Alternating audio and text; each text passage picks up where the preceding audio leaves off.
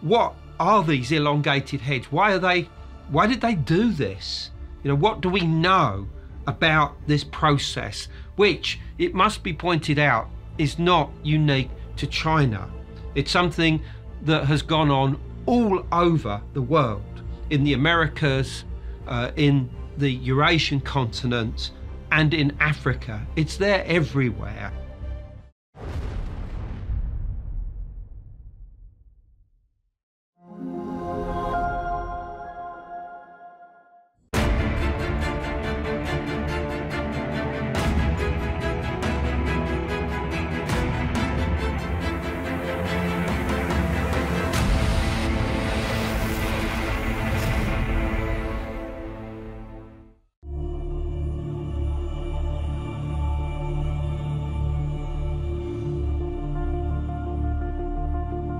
Approximately 150 miles from the North Korean border lies the Chinese province of Jilin. It is here, at an ancient burial site known as Hutamuga, that researchers excavated 25 human skeletons dating back to between 5,000 and 12,000 years ago. The researchers were intrigued with their findings. These skulls of long-dead individuals were elongated far beyond what is considered normal for average Homo sapiens. They also represented some of the oldest known examples of intentionally reshaping the bones in the human head to form this conical shape. The skulls found at Hutamuga, China are interesting because this is the first archaeological site where they can judge just how long that practice had been going on. So some of the Hutamuga skulls dated as far back as 12,000 years ago, all the way up to 5,000 years ago. And so that spanned a 7,000 year period. And of course, when this happens, if you look at these individuals, they're going to look strikingly different to everybody else. And these particular elongated heads date between 5,000 years ago all the way back to 12,000 years ago. And this is quite incredible because this shows that this process was going on at this early date. And this is at the very end of the last ice age. So what are these elongated heads? Why did they do this?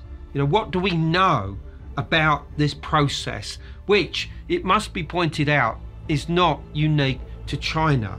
It's something that has gone on all over the world, in the Americas, in the Eurasian continent, and in Africa. It's there everywhere. The origin of the dragon emperors and the dragon people of China goes back again to about 8,500 BC, which is around the time period we're talking about here of this group of gods that survived a catastrophic flood, and they arrived in specific hotspots around the world to kickstart civilization, because it's always been suggested, how did humans spontaneously discover civilization all at once, all around the world at the same time? So in 8,500 BC in China, we have the establishment of the dragon people, or the serpent people, as they're also called. And they were the two gods that basically had the group of 7 other gods with whom they brought the civilization to that part of the world. And they were described as very tall, long-headed, and it was their genetic bloodline that eventually becomes the dragon bloodline of the dragon emperors, which we know so much about. When we look at the historic records throughout Egypt and the highlands of central China and the monasteries of Tibet, as well as Mesoamerica and into Peru, what we find is that in ancient times, the beings with the elongated heads had very, very mystical powers. They were able to do things that typical humans could not. They were able to heal very quickly and heal the bodies of other people. They were able to understand time in a very different way and see into the future and see into the past. And they were able to access information in ways that the average person could not do easily. If these elongated-headed beings had mystical powers and abilities beyond the human species, could these strange skulls come from a completely different species on this planet? People with elongated skulls literally inhabited the entire planet, and no matter where you go on the planet, you will find remnants of elongated skulls, or people that used to have elongated skulls. And a lot of evidence has been left behind that they traveled and circumnavigated the entire planet. They may have even been interplanetary. If this is true, could these elongated-headed beings have come from the stars to give us knowledge? Another location provides more evidence. Malta, the three-island archipelago in the middle of the Mediterranean Sea. It was here in the heart of these islands that these ancient people built the world's only known prehistoric subterranean temple, the Hal-Saflieni Hypogeum. Within the lower chambers of the temple's necropolis, archaeologist Themistocles Zammit discovered thousands of skeletal remains during the early 1900s, their skulls elongated. The origin of these remains has never been determined. Only recently have these skulls undergone thorough scientific study. This is what makes it so unique, is the fact that you have these above-ground temples and you have a surrogate temple, which is its mirror image under the ground. It's unique in the world.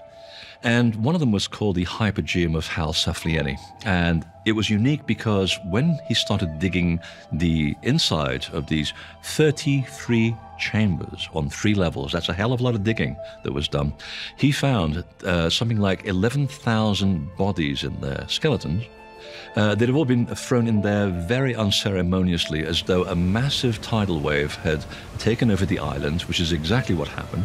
So he found all these bodies in there, and much to his amazement, a lot of them, there's over 1,000 of them, were elongated skulls.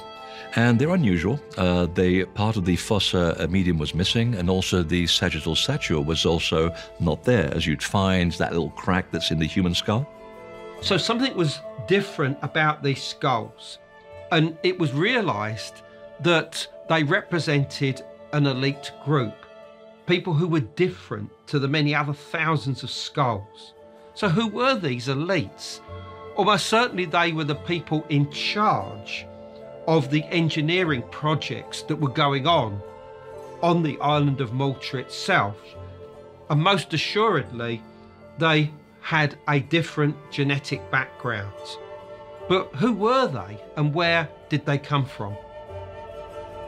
Could the elongated heads found in Malta give more evidence that the elongated heads were not only a different species, but maybe not even from this planet?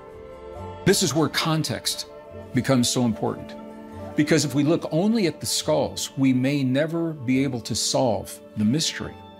But what the context of the people in the area tell us through their written records, through the artifacts, through the oral traditions, is that humans have always had a relationship with the cosmos.